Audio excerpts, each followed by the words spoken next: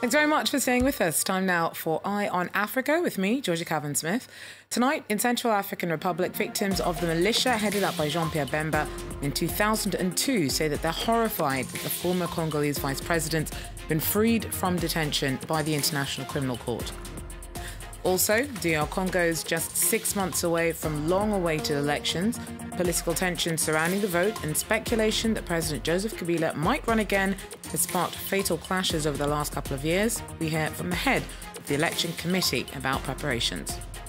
And Douala's Central Africa's biggest port, in a bid to boost the city's image, Cameroonian authorities are taking on the task of cleaning up the waters around the economic capital. But first, on Wednesday, Brussels was examining the residency application of former Congolese Vice President Jean Pierre Bemba after he was released from prison in The Hague. The politician's hoping to rejoin his family in Belgium after he was freed following his acquittal on war crimes charges at the International Criminal Court in The Hague.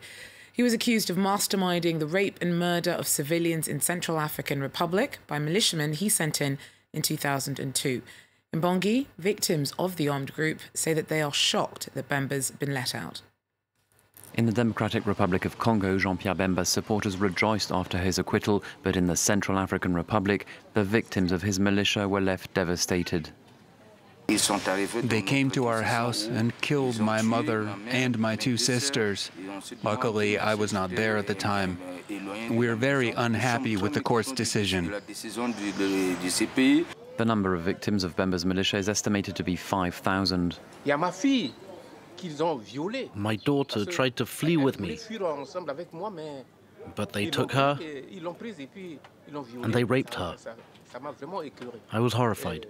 Similar crimes were also committed against my neighbors. In 2002, the Central African President Batassé asked Bemba's militia for help. He knew François Bozizé wanted to overthrow him.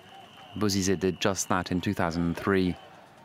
Bemba's men are accused of having killed and raped residents of the capital, Bangui. But the International Criminal Court said that because Bemba was not in the country at the time, he did not have control over the militia. On Wednesday, the court launched a €1 million fund for the victims of the armed group. Bemba's supporters now hope he will be a candidate in Congo's presidential election, which in theory will be organized in December. Candidates still have 6 weeks to register with the Electoral Commission. Well, Jean Pierre Bemba's release in Ivory Coast has given hope of a similar outcome to supporters of the former president Laurent Gbagbo. He's also on trial in The Hague on crimes against humanity charges. Our correspondents report. Yopougon, Abidjan's largest neighbourhood and home to some 2 million people, is said to be a Gbagbo stronghold. And in the local hangouts, Bemba's case has seemingly given them hope. Today, thank God, Bemba has been released by the Court of Appeal. And I think there's hope, and even a big step towards the release of Laurent Gbagbo. With 82 witnesses who are having trouble proving him guilty, he will not stay at the ICC. So for us, this is the palpable proof that Gbagbo will be released. The Ivorian Popular Front held a press conference on Wednesday at the residence of the former president. They're cautiously optimistic. The ICC gave a little signal. We are waiting for it to confirm its ability to uphold the law, but we will not gloat before. The room is filled with journalists who are sympathetic to the opposition. Several daily newspapers have headlined the subject. From the beginning, we've been close to President Laurent Gbagbo. There is no case against him. That's what we are going for. The rest of the political class has not really reacted to the ICC's decision, while the government maintains it does not comment on court proceedings. Well, DR Congo is a little over 6 months away from long-awaited presidential elections. Preparations have been mired in unrest. President Joseph Kabila was supposed to have stepped down in 2016 after the end of his two-term constitutional limit. However, the Constitutional Court ruled that he could stay on until elections were organised. They, though, have already been postponed twice since 2016. Now, Kabila's government insisted he will not run. His critics fear, though, that he is angling to do so anyway. The Electoral Commission's being closely scrutinised as it prepares for what will hopefully be the country's first peaceful transfer of power in the December 23rd vote. Earlier, I spoke to Corneille Nangaa, the Election Commission's president, and asked him about whether, beyond the administrative aspects of his role, he thought there were any security responsibilities to the job. It is a conflict, but it is a kind of organized conflict. And how to organize this conflict is to apply the law. And this is our job. Our job is to organize election according to the law and the Constitution. Why did you insist on using electronic voting machines for this upcoming election? The country has a history of complicated elections. Why take the risk of using this technology at such a delicate time? Not the mistake is that you are talking about the electronic voting, but it's not electronic voting. We are organizing election with ballot paper. This means when people talk about voting, electronic voting is not the DRC one. The voting machine, because we are talking about voting machine, is just a printer that will be used in the polling station. This means that any voter will come, have his ballot paper, printed it before he vote in the ballot box. Nothing has changed. It's more accurate, simple, and cost-effective. Well, despite the unveiling of a new unity government at the start of the week, opposition supporters in Madagascar have accused President Jean-Pierre Bemba and his new technocrat Prime Minister, Christian Ntisse, of having filled the cabinet with old faces that many still associate with corruption.